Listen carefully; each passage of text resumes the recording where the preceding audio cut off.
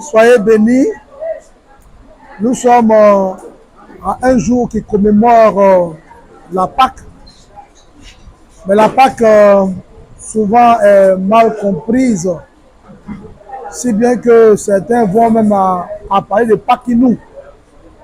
D'autres s'arrêtent seulement à l'aspect festif, sans comprendre que la Pâque dit beaucoup de choses. La Pâque que nous célébrons trouve son origine dans l'Ancienne Alliance, l'Ancien Testament, où le peuple hébreu a été libéré du joug de Pharaon, de l'Égypte, pour une vie nouvelle avec Dieu, à partir de l'instant où ce peuple-là, selon les directives que Dieu a données à Moïse, a immolé un animal dont le sang a été porté au poteau et au linteau des portes. C'est bien que les familles qui portaient ce sang-là ont été épargnées de l'ange de la mort. Et les premiers Égyptiens sont morts. Nous, aujourd'hui, comment est-ce que nous comprenons la Pâque? La Pâque nous rappelle ici la mort de Christ et sa résurrection. Et il y a plusieurs éléments, n'est-ce pas, sur lesquels on peut s'appuyer, mais seulement on s'appuie sur l'élément ce matin où Paul nous parle de la connaissance de Christ et la puissance de sa résurrection dans son épître adressé aux Philippiens. Donc, qu'est-ce qu'on entend par ce que Paul dit? Connaître Christ et la puissance de sa résurrection. Connaître Christ, on le voit en rapport avec le sacrifice d'animaux qui s'est produit dans l'Ancien Testament, où l'animal était la préfiguration de Christ lui-même.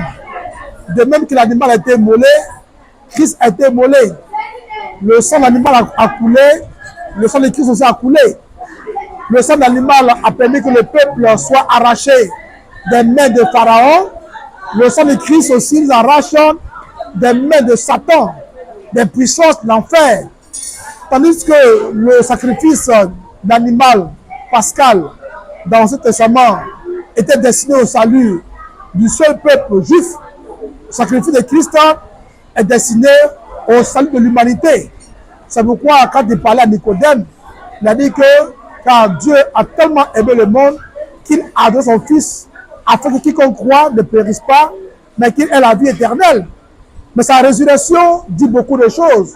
Sa résurrection a beaucoup d'implications dont on citera quelques-unes en prenant appui sur le livre de Ésaïe chapitre 53 versets 1 à 5 où entre autres il est dit que Christ est venu pour porter nos fardeaux en souffrant, en prenant nos douleurs, et que c'est par ses maîtresses que nous sommes guéris.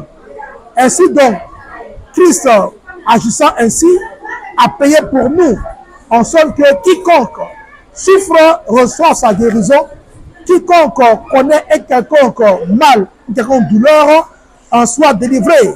Et quel que soit le mal, la maladie dont on souffre, on en soit guéri. Quand c'est par ses maîtresses que nous sommes guéris.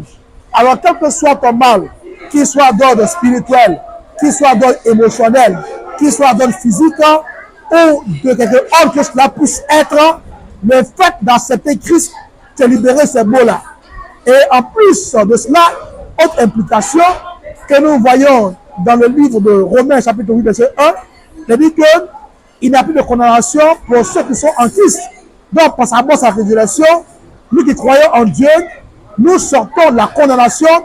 On n'est plus condamné pour l'enfer, on n'est plus condamné pour la géhenne, on n'est plus condamné pour la perdition. Maintenant, nous sommes justifiés et par conséquent, notre nom est inscrit dans le livre de vie et donc nous recevons la vie éternelle. Autre implication que nous voyons dans le livre de Colossiens, chapitre 2, verset 14, il dit que Christ a déchiré l'acte de l'ordonnance nous condamnant en le clouant à la croix. Donc ainsi, nous sommes libérés de la malédiction de la loi, la malédiction du péché et de toute forme de malédiction. On n'est plus sous l'emprise de Satan, ni sous l'emprise des démons, des sorciers, mais nous en sommes affranchis. Et en même temps, Christ, par sa mort, a livré Satan en spectacle. Il a livré en spectacle tous les démons, tous les sorciers, toute la puissance des ténèbres a été livrée en spectacle et dépouillé sa puissance là, si bien que nous sommes victorieux dans tout combat que nous pourrons mener au nom de Jésus. Donc la Pâque implique cela. Autre implication, c'est que la Pâque nous positionne, nous donne une position en sorte que là où Christ est assis, nous aussi, nous y sommes. Christ étant ressuscité, nous aussi sommes ressuscités. Christ étant au-dessus des dominations, des principautés, des puissances, des autorités, nous aussi, parce que nous sommes en Christ, nous sommes au-dessus de toute autorité, toute principauté, toute puissance, toute domination. Au nom de Jésus. Donc la Pâque, plus qu'une fête, la Pâque est le souvenir que Christ nous a franchis et qui nous a repositionnés. Nous a franchis et nous a ouvert les portes de bénédiction, les portes du mariage, les portes du travail, les portes du voyage, les portes de la guérison, les portes des miracles.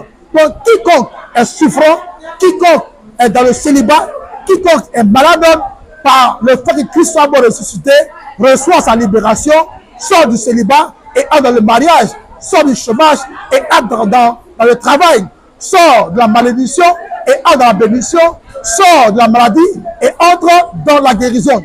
Alors, nous sommes héritiers sur la promesse. En tant qu'enfants de Dieu, nous recevons la promesse que Dieu a donnée à Abraham. Nous sommes bénis à Abraham, nous sommes prospères à Abraham, nous sommes sous des bénédictions et quiconque nous maudit est maudit. Par conséquent, n'est-ce pas, parce que par ailleurs, mais par, je dirais en contrepartie, quiconque nous bénit aussi est béni. Quiconque nous élève aussi est élevé.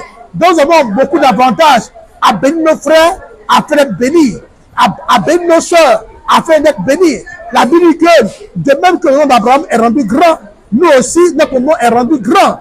De même que Abraham devient source de bénédiction, nous aussi devenons source de bénédiction. Alléluia.